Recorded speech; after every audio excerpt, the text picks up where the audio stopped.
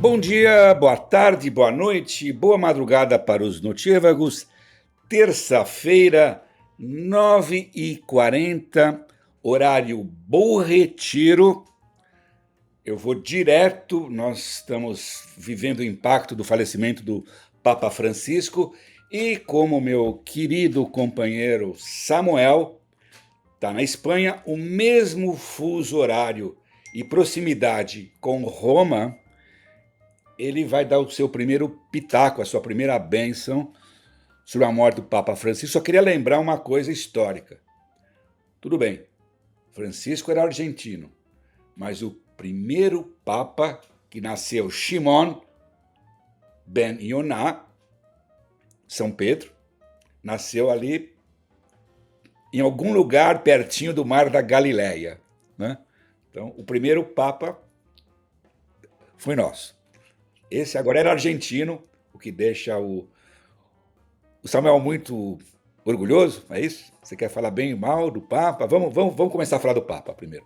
Papa para os judeus e para Israel. Eu acho que, claro, não vamos divagar sobre bolsa de apostas, conclave, mas pertinente ao nosso podcast, o Levante, né? Então, Papa foi bom para os judeus, bom para Israel? Olha, o Papa se tornou muito polêmico nos últimos 2 anos em relação a Israel, principalmente por causa de críticas muito duras que ele fez ao que está acontecendo em Gaza.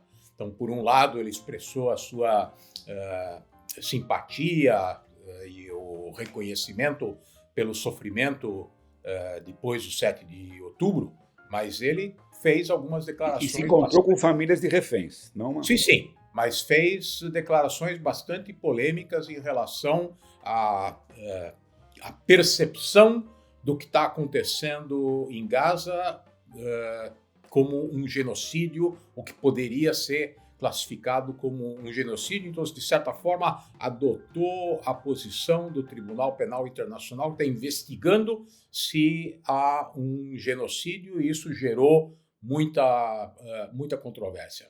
Agora, 2 comentários curiosos sobre o acontecimento em si. Primeiro, aqui em Córdoba, como em toda a Espanha, tem igreja em tudo quanto é esquina.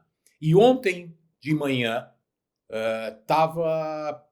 estavam soando os sinos das igrejas num horário em que normalmente eles ainda não estão ativos. Então, para alguém que estava esperando a morte do Papa, isso foi um sinal de que o Papa morreu. Todas as igrejas tocando os sinos. E uma curiosidade sobre como a mídia vem se transformando nos últimos anos, e aí você com certeza pode dar teu pitaco muito melhor do que eu, mas a manchete do Wall Street Journal de ontem, na primeira página, a grande foto na primeira página do Wall Street Journal, era sobre a saída do Papa no domingo de Páscoa. Então, o Papa já tinha morrido e a primeira página do Wall Street Journal estava mostrando a saída dele na rua depois de tanto tempo de ter estado internado. Então, isso mostra como a mídia está mudando e o que você lê hoje no jornal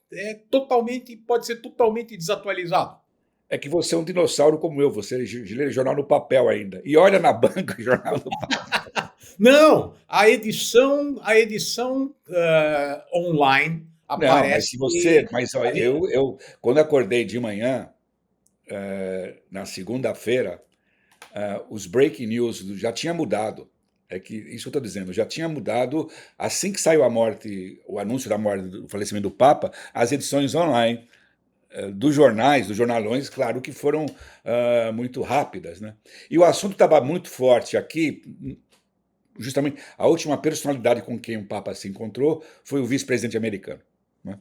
Já tem vídeos de inteligência artificial circulando, mostrando o Vance atacando o Papa e causando o diabo. O diabo. Escuta, sobre o que você falou, tudo bem, tudo está marcado, inclusive lembrando que o Papa tinha uma ligação muito intensa com a Igreja católica em Gaza, a pequena, minúscula comunidade católica cristã em Gaza. Tudo que você falou está correto. Houve uma polêmica muito grande sobre o presépio no Vaticano, colocando menino Jesus com kefir, ou seja, a ideia de Jesus palestino, né? Que é uma coisa muito pesada. Tem tudo isso. Agora é o seguinte, eu queria ver o conjunto da obra. O que é o conjunto da obra? Eu acho que não só na questão da relação direta do Papa com a comunidade judaica na Argentina era muito boa. Ele era amigo de rabinos, de psicanalistas judeus, né? Tem muito psicanalista judeu em Buenos Aires, né?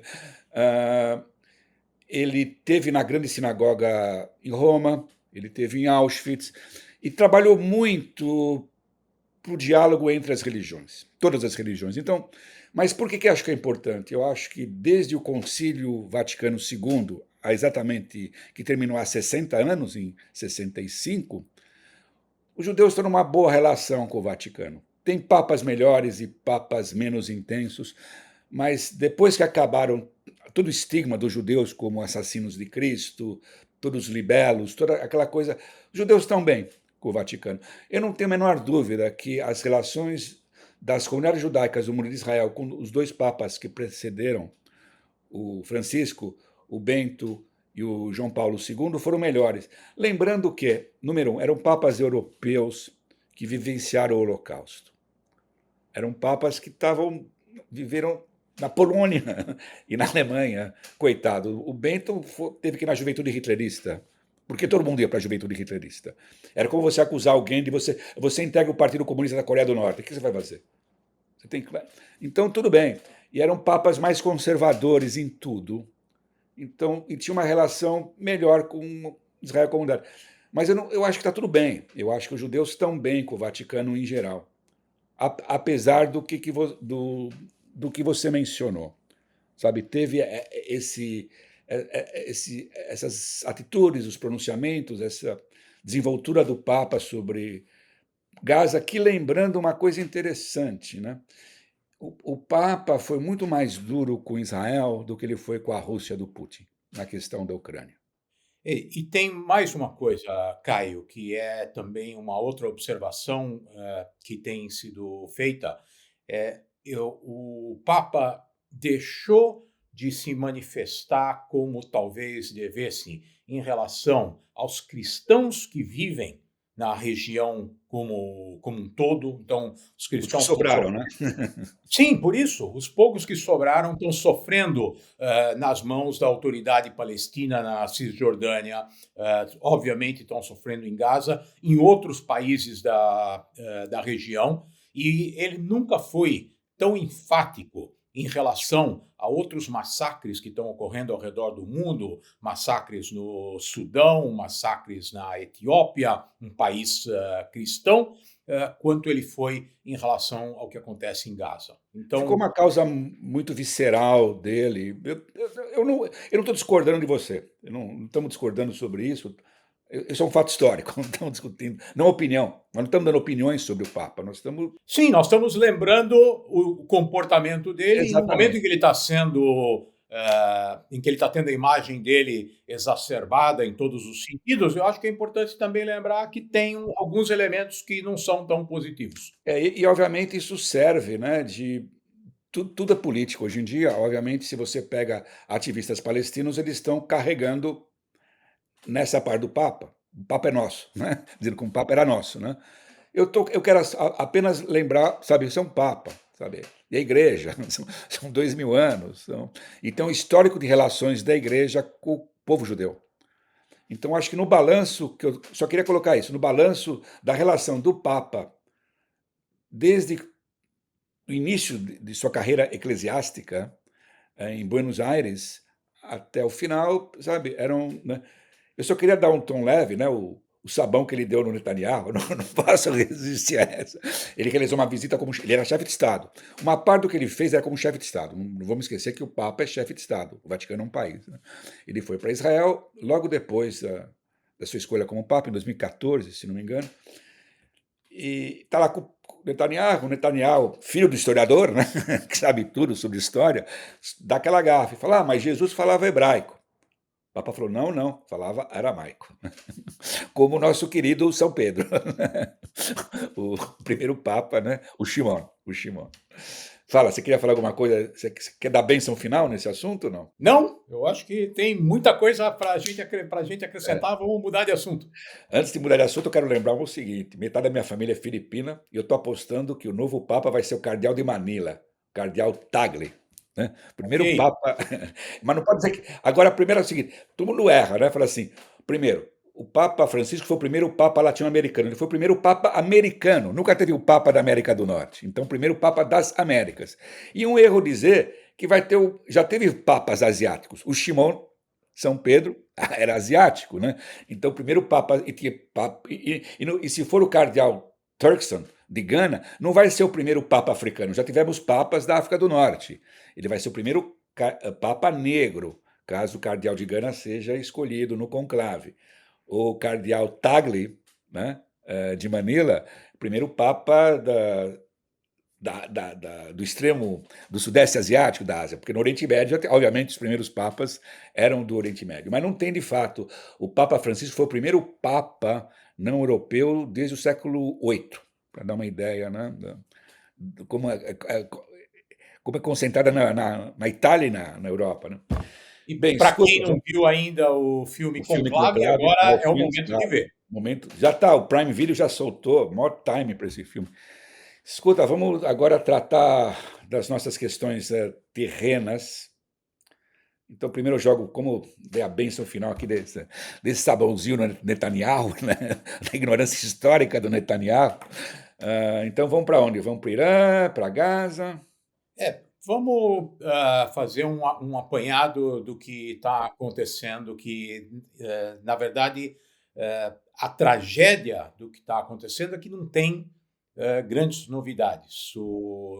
Os reféns continuam em Gaza, continua havendo ping-pong em relação aos intermediários. O Egito aparentemente tomou o protagonismo, agora está se falando de uma negociação, de uma trégua de muito longo prazo em troca de todos os reféns, mas, de novo, isso são sempre boatos que, por enquanto, não tem nenhuma confirmação, ninguém sabe efetivamente o que está acontecendo nas negociações. Houve essa semana uma declaração muito polêmica do ministro Smotrich, que declarou que os reféns não são... Mais uma declaração polêmica. Mais uma, é uma aberração que representa esse governo, mas que declarou que os reféns não são a prioridade. Isso gerou um enorme protesto das famílias, muito compreensível. Em relação ao Irã, também não temos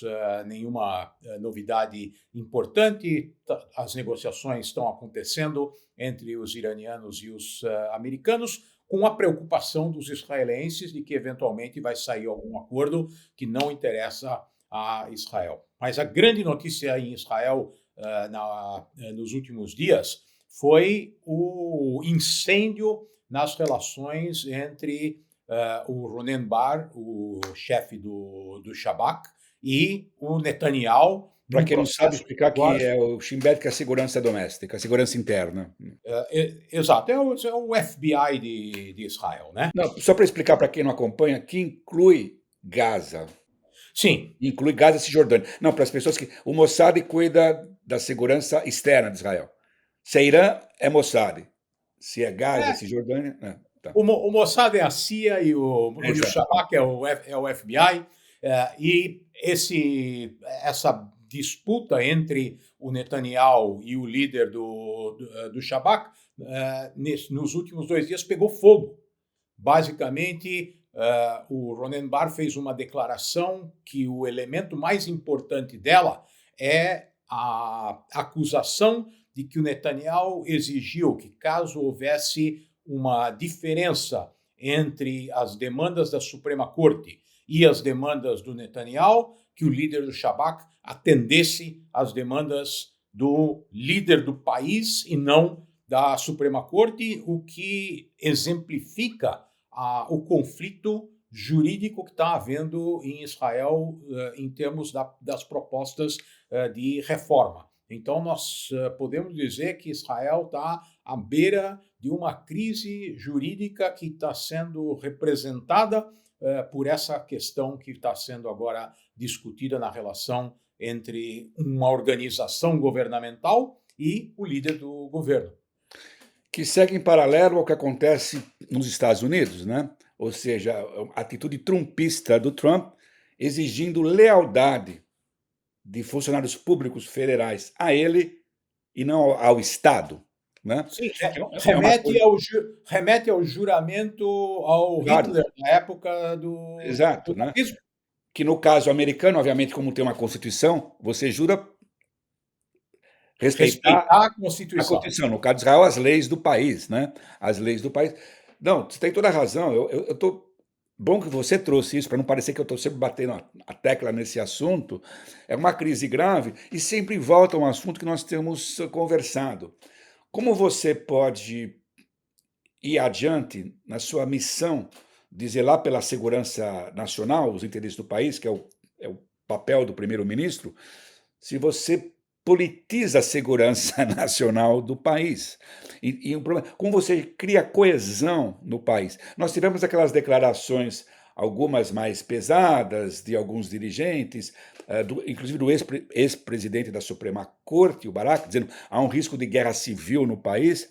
Parece alarmismo, mas não há dúvida que eu acho o risco cada vez maior, porque quanto mais distante fica o 7 de outubro, você mesmo comentou isso, que eu achei uma declaração apropriada, mais difícil é para você manter a coesão nacional. Nunca foi fácil coesão nacional em Israel, é um país plural, com várias visões de mundo, políticas, religiosas, diferentes, etc. Então, e o Netanyahu, como o Trump, forçou a mão. Ele forçou a mão nos últimos meses, inclusive, com a suspeita de que ele quer continuar a guerra pela guerra. A guerra para sempre interessa ao Netanyahu, justamente para abafar esses problemas internos. Então, sobre esse assunto, eu queria trocar de assunto, já que estamos nesse assunto, digamos, de abuso de poder. É um assunto que é manchete nos Estados Unidos, além das crises das tarifas e agora a morte do Papa. A outra grande manchete americana nos envolve diretamente, como judeus e como Israel, é o duelo direto entre Trump e Harvard, né? Nós já conversamos vagamente sobre isso quando houve o início das, pelo menos da decisão do Trump de deportar palestinos. Não foram deportados ainda, está tudo pendente na justiça. E aí teve a outra parte, que é o seguinte: as punições que ele passou a adotar contra universidades importantes. Algumas cederam pela acusação que elas foram lenientes e covardes diante do antissemitismo no campus depois do 7 de outubro, com a militância pró-palestina. E então, chegamos num momento, é o seguinte: se a gente vê de forma micro, sabe, tudo bem, a campanha de qualquer governo contra o antissemitismo é saudável. Mas chega um momento que o Trump foi muito além do que ele está fazendo, o que isso explica a resistência de Harvard. Lembrando que o atual presidente de Harvard chama Alan Garber. É um judeu, não, mais do que judeu, judeu praticante. Ele foi muito claro. Sabe, podemos discutir se Harvard foi lenta ou não para dar uma enquadrada, para punir e coibir esse antissemitismo, mas o que está em jogo agora, esse que é a questão para um judeu, se é bom ou não é bom, é muito, vai além. Ou seja, porque o Trump está num ataque direto contra as instituições americanas. Ele está achacando dinheiro dos grandes escritórios de advocacia, está fazendo bullying com as universidades. Porque o que aconteceu? Ele chegou para Harvard, o que ele queria de Harvard não era só que Harvard coibisse o antissemitismo. Ele quis se meter no currículo de Harvard, quem Harvard contrata ou não. Harvard é uma universidade privada, então está em jogo o que é a joia da coroa numa universidade, que é a sua independência acadêmica. Então chegamos num momento que nós, como judeus, temos que... É bom ou ruim? Não é mais bom. O que o Trump está fazendo em nome do combate ao antissemitismo ele está atacando as instituições de uma sociedade civil e democrática. Sim, Então, é uma. ele tá usando o combate ao Exatamente, como antissemitismo como um pretexto. cavalo de Troia para Exatamente, se impor corretamente. sobre determinadas E regras é, que as universidades é, seguem, e obviamente é. isso é ruim. Na frase clássica que está todo mundo usando esses dias, o que ajuda a combater o antissemitismo? Cortar verbas na pesquisa contra o câncer. É isso que se fala, porque ele está cortando verbas para pesquisa contra doenças, para combater Alzheimer, câncer. Então, estando numa situação, isso vai ter uma repercussão muito grande, aí fica aquela situação maluca. Ironicamente, nunca falta pretexto para atitudes e ações e antissemitas. Então, o tiro pode ser pela culatra, essas ações do Trump, em nome do combate ao antissemitismo, podem incrementar o é culpa dos judeus. Sabe? É A gente sempre apanha de qualquer lado, a gente apanha de qualquer lado. Pela esquerda, pela direita, sabe? Aquela coisa suja. É, culpa dos judeus, tá vendo? isso, Caio, isso me dá o gancho para comentar também em outra temática que, como eu estou em Córdoba e a semana passada foi a Semana Santa, eu vivi pela primeira vez na minha vida uma experiência muito peculiar com as procissões da Semana Santa aqui em Córdoba, que acontecem praticamente na Espanha inteira, quando os fiéis saem com as imagens das igrejas para fazer procissões em que eles carregam enormes altares que são levados pelos jovens que se voluntariam para isso, às vezes caminhando 7 horas pelas ruas da cidade, mas acompanhados por elementos que estão vestidos como a Ku Klux Klan. É impressionante, eu sugiro para quem está nos escutando que entrem na internet para dar uma olhada no que estou falando. Procissões É da, horrível, é da, horrível. Eu daque- vi isso aí, daquelas negócio pessoas tétrico, com sinistro, é os sinistro. chapéus pontiagudos que remetem à Inquisição, porque é dessa forma que os penitentes tinham que se vestir durante o processo inquisitório, e isso está em todas as ruas e praticamente todas as cidades da Espanha. É impressionante. Eu provavelmente era o único judeu que estava na rua nessa época e não dá para se sentir ameaçado quando se vê essas imagens. E sabe a grande ironia de tudo isso? A Ku Klux Klan tinha, tinha três alvos: negros, judeus e católicos. Porque os Estados Unidos não A é um país história católico, ao né? avesso é um negócio. Exato, mas era o anticatolicismo, é uma coisa muito forte nesse país, né? Então, e a Ku Klux Klan tinha primeiro o negro, depois judeu e depois os três juntos, né? A gente sempre. Nós estamos em qualquer bode histórico, nós estamos na. Escuta, já que falamos tanto de Trump, eu vou dar uma dica autocentrada. A minha dica, você dessa dica, a minha dica é Caio Blinder. Porque Caio Blinder, no domingo 27 de abril, vai papear na minha querida CIP, onde eu fui criado. Eu fui criado na CIP, do outro lado da rua, na Rasita, na rua Antônio Carlos. Vai papear sobre tudo, sobre Gaza, Israel, antissemitismo, o que está acontecendo em Harvard, todos esses assuntos que nós conversamos num papo com minha querida amiga, mediado pela Pétria Chaves, âncora da Rádio CBN. Então eu vou dar o link aqui, quem tiver interessado ainda em se inscrever. O link é cip.org.br/diálogos cip.org.br/diálogos. Então, essa é a minha dica. Não tem ninguém de chapéu encoberto, de chapéu pontiagudo, mas que faça uma procissão para escutar o Caio Blinder, né? O Blinder ou Blinder, meu estudo de pesquisa Blinder and Blinder. Desde que não signifique que você está cego, está tudo bem. Ah, escuta. Eu tenho uma dica também. Não só o Papa foi a pessoa importante que morreu nessa semana. O escritor Vargas Llosa também nos deixou. E eu tenho uma dica de um livro dele que eu estou relendo, que é interessante porque tem um vínculo aqui conosco, tanto judeus quanto brasileiros. O livro dele, Tempos Ásperos, que conta a história dos golpes na Guatemala e como a grande empresa de exportação de bananas, a United Fruit, controlou a política do país. O livro começa contando como a empresa foi formada por um judeu russo que emigrou para a América Central e que contratou um propagandista americano-judeu para fazer o lobby da United Fruit nos Estados Unidos. O Barney. E o vínculo conosco, brasileiros, é que esse propagandista nos Estados Unidos foi quem inventou a Carmen Miranda que a gente conhece com aquele chapéu com as bananas. Então, tem brasileiro, tem judeus no livro Tempos Ásperos do Vargas Llosa, e é uma obra para ler em um dia, como hoje se faz binge de séries, aqui dá para fazer um binge com o livro. Mas o problema me deu é o Bernays.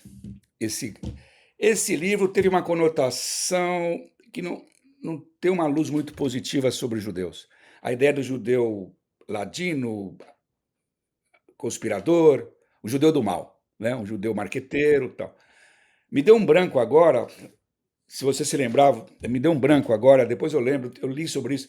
Qual o livro do Vargas Llosa, ficção também, que tem o personagem judeu, é o contador de história. É um dos primeiros livros do Vargas Llosa. Me deu um branco agora. Não lembro dele. O livro épico que eu lembro dele é A Guerra do Fim do Mundo, que sobre o Brasil. Faz o paralelo com Os Sertões. Tem um livro que o personagem é judeu. Eu não vou. Eu podia fazer cola aqui, ninguém está nos vendo, mas eu vou ser transparente. Eu me esqueci o nome do livro. Na nossa volta, antes de dar os. Nós vamos dar os prêmios antes? Vamos dar os prêmios antes, né?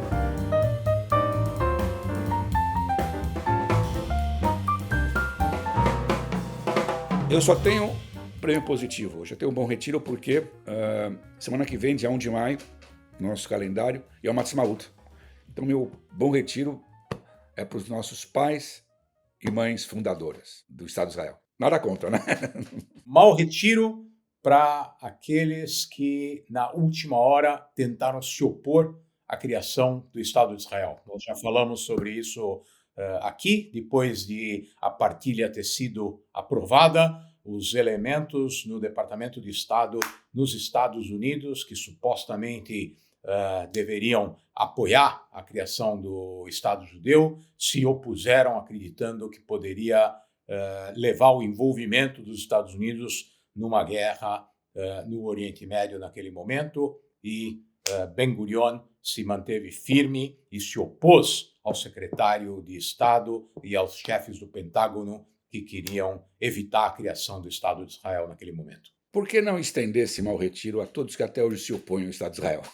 A mera existência do Estado de Israel. Ao mau retiro ao antisionismo. Exato, pronto. Tá, não tem como. Hoje foi mais importante é o Bom Retiro. Hoje você concorda comigo. Melhor dar um Bom Retiro do que um Mau Retiro, porque é uma Matzmaut aí, semana que vem. Escuta, não sei se é homenagem ao Matzmaut, mas o Estado-Maior do Stand With Us decidiu nos dar umas férias, rápidas férias, né? Nós vamos ter férias... 2 semanas. 2 semanas. Eu acho que a gente merece férias, né? Eu sou a favor da social-democracia na hora das férias. Se não são os nossos ouvintes que merecem as férias, então tá tudo bem. Então é o seguinte, pessoal. Então, parabéns para nós dois e todos que nos acompanharam nesses 15 episódios. Importante é o seguinte, são férias, uma pequena pausa, e nós retornamos no dia mais apropriado do que nunca, 13 de maio, o dia da libertação dos escravos, né? Ou seja, a gente volta de férias no dia da libertação dos escravos com um convidado muito especial. O Samuel me proibiu de dar dicas sobre quem é um convidado. Nós vamos voltar engrenado, né? E a gente, infelizmente, se lembrou do caso do Wall Street Journal, nós sempre temos breaking news, nunca se sabe o que acontece até 3 de maio, é uma eternidade até 3 de maio, então nunca se sabe, né? Não vai faltar assunto. Não vai faltar assunto e talvez a gente ou antes, né, a gente nunca sabe, a necessidade nos obriga a dar uma pausa, nas férias, então queria dar um obrigado a todos os ouvintes fiéis que nos acompanham, a gente quer receber críticas para melhorar o que a gente faz, e um obrigado especial ao Vico, nosso técnico, que resolveu buscar outros caminhos, vai sair errando por aí, né, depois de nos acompanhar errando aqui. Então acho que é isso, Samuel. Então a gente volta dia 3 de maio. Obrigado a todos. E quem nos acompanha por todas essas mídias que permitem likes, deem likes para mostrar que vocês estão gostando do programa e voltamos com tudo no dia 13 de maio.